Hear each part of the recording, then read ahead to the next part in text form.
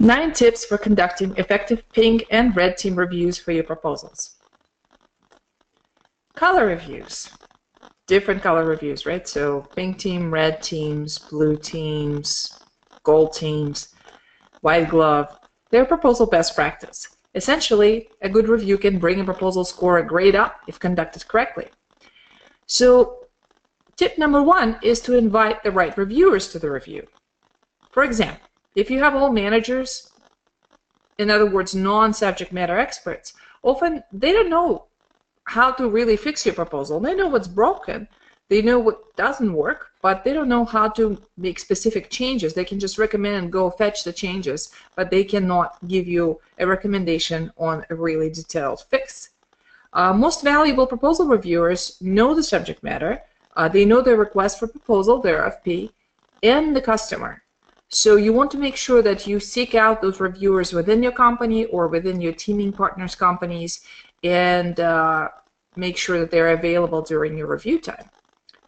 Tip number 2 is ensure everyone understands the request for proposal. Many reviewers actually fail to read the RFP prior to the pink or red team review. It's like, you know, the dog ate their homework, and at best, they may only scan the RFP without really diving into important details. You don't want to be at the mercy of the reviewers who have not understood the requirements, so you want to make sure you summarize the key requirements and highlight this RFP's peculiarities to make sure that everybody is on the same page. There are no lowest common denominators dragging your team down. You also want to make sure you train the reviewers on how to review the proposal. In my years of doing this, I have not seen a lot of really good reviewers, and when they come around, I really am grateful when I see somebody doing a great job with the review. So how do you do that? First and foremost, I tell people, do not copy edit. The text is going to change a million times from now on until the submission, so please do not waste our time, do not waste your own time. Please do not do copy editing. Another one is show examples of good and bad comments. What I do is I'll actually show people, here's what a good comment looks like, here's what a bad comment looks like. Please do not be the bad reviewer. Number 3 is explain how compliance works. A lot of the reviewers have been in senior positions and they're doing the reviews. They really have not truly understood how to read a requirement, how to dissect the requirement, what the requirement words are, and therefore they don't really truly review it in a meaningful way. I also explain to them how the review works from the perspective of an evaluator. So we actually need to look at the proposal from the standpoint of those people who will be reading it, not just our own perspective. So essentially, you want to make sure that you explain what the evaluation criteria are for this proposal and how to apply them. Number 5 is explain that you want many comments, not few. What I usually get is a comment here, a comment there. You know, they start out very energetically on the first page, and then it kind of tapers off completely. I tell people, look, I really need you to tear this apart, and I want at least 5, 6, 10 comments per page that are not commas, not grammar, actual substantive comments. So I set an expectation for high number of comments. I also ask for insights that require reviewers' full brain power. I tell that a lot of the times reviewers do not really truly dive into the proposal content, and I want them to truly use their brain trust to go ahead and come up with great recommendations from this review. Number 4 is assign the right people to the right sections. So I use a matrix that's shown on the screen. We have a section on top and a reviewer on the left-hand side. And then I show low priority to high priority, and I put page number that's for those sections that I'm anticipating and or getting from the RFP, and then I put low priority, high priority for each reviewer. So have more than one reviewer actually look at each section, so you can go across and top down, and you can see how many reviewers will be looking at each section as a high priority and low priority. And don't have everyone start with section number 1. So otherwise they may not get to the end. So as you can see, some reviewers actually will start with the technical approach in this example and not necessarily with the executive summary. Match reviewers' expertise to the reviewed sections. So when you assign a technical section to somebody, make sure they actually will understand the technical subject matter. Or when you assign a management section to somebody, ensure that they understand how the project should be managed. Also, a good tip is to use authors who have written other sections as reviewers, if that's allowed in your company. That way you will have somebody who's been marinating in this proposal, who is very familiar with the RFP and your solution, actually looking and reviewing what others have written, so you have a more unified approach. They will notice things other reviewers may not pick up on, so it's a very useful practice. Tip number 5 is ensure everyone knows how to spend their time. Agenda is important, right? So when you start a meeting, you kick off your review, you set the times for the review kickoff, you invite everybody for that time. Then you have the actual review, you have reviewers caucus. That's an optional situation where you have the reviewers meet with each other, get on the same page, decide what they're going to give as feedback to the authors. And then there's a debrief to the authors. And you should tell who should attend, because a lot of the times the authors themselves don't know when they're supposed to show up. And for example, that they're supposed to be there for the debrief, make sure that you issue those invitations correctly. Also, allocate a realistic volume of material per reviewer and add more reviewers if necessary, if you're really not having enough coverage doing that little table with assignments. I usually use a rule of thumb of 10 minutes per page, so 6 pages per hour roughly. And that may sound like a lot of time to you, but what you want to do is you want to urge the reviewers to plan how they will spend the review time, because they have to do a lot of things in that time. So they have to refresh their understanding of the requirements if they haven't just read the RFP just a little bit ago.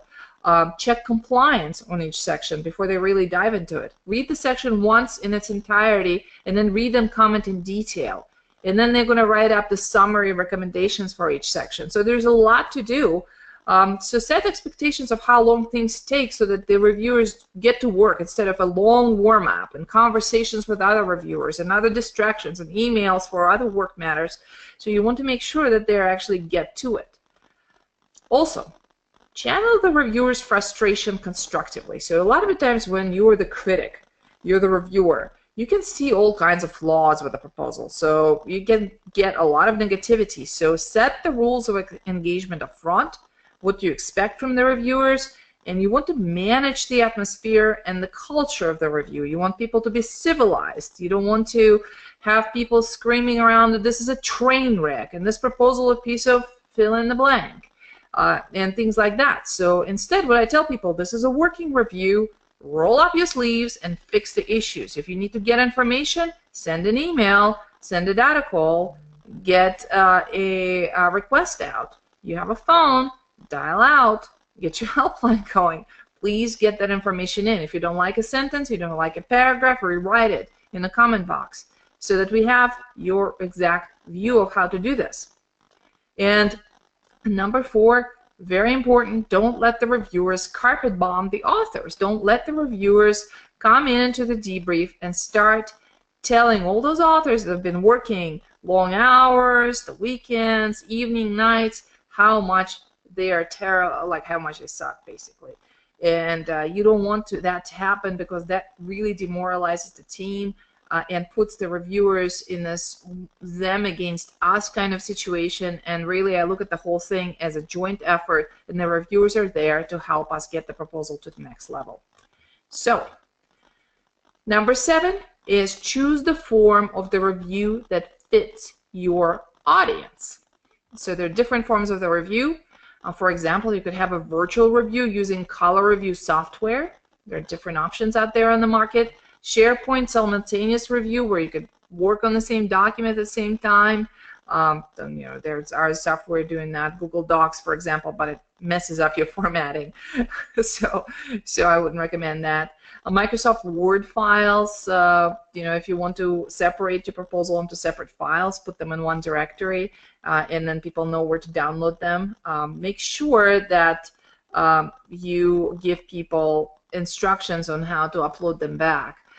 Synchronous versus asynchronous review, meaning that you either have reviewers review things at the same time and maybe discuss their findings in real time, or you could have them do that when they're available, especially when they're in different time zones, or they're traveling, or they're working on site.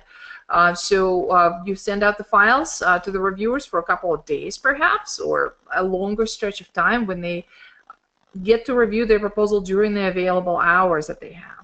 And then you could have a hard copy review with multiple printed copies. It's the kind of the traditional old style review in the proposal room where everybody sits down, you have numbered copies, and then you collect all the copies when they're done with them, and you have all the comments there. Or you could have one hard copy on the wall, so a hard copy review with just one copy posted, and people start at different sections at different points, add their comments, and you only have one hard copy to basically not have to worry about consolidating all the comments afterwards. You also, tip number 8, want to explain how to receive feedback. So, for example, you have an option to allow red lines of your proposal to the reviewers, which must be merged by hand unless you use a review software or work in the same SharePoint document. You want to make sure that you set the file naming convention and location for the uploads so that the files don't get overwritten. Provide training on color review software to the reviewers. Also, you want to make sure that you use comments function. That's my preferred method, so it's easier to merge documents if you're using just different Word documents.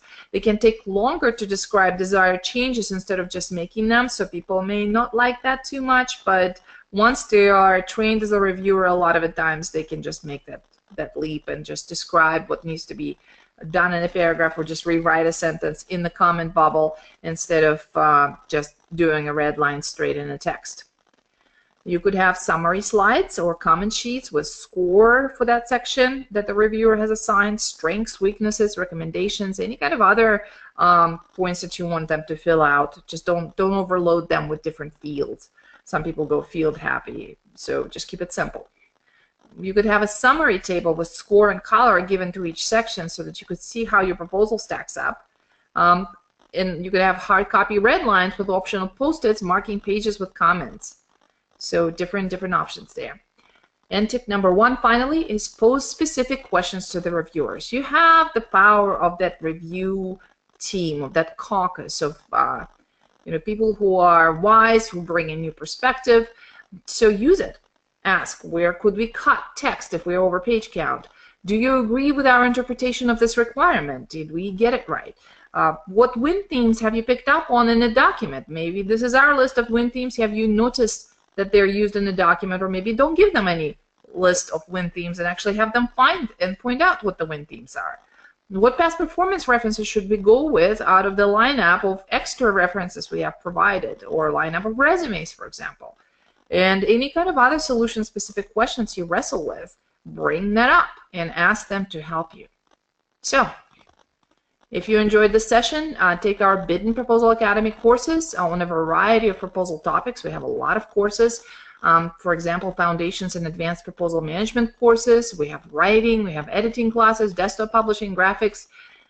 Check us out at ostglobalsolutions.com. Happy proposal work. Bye.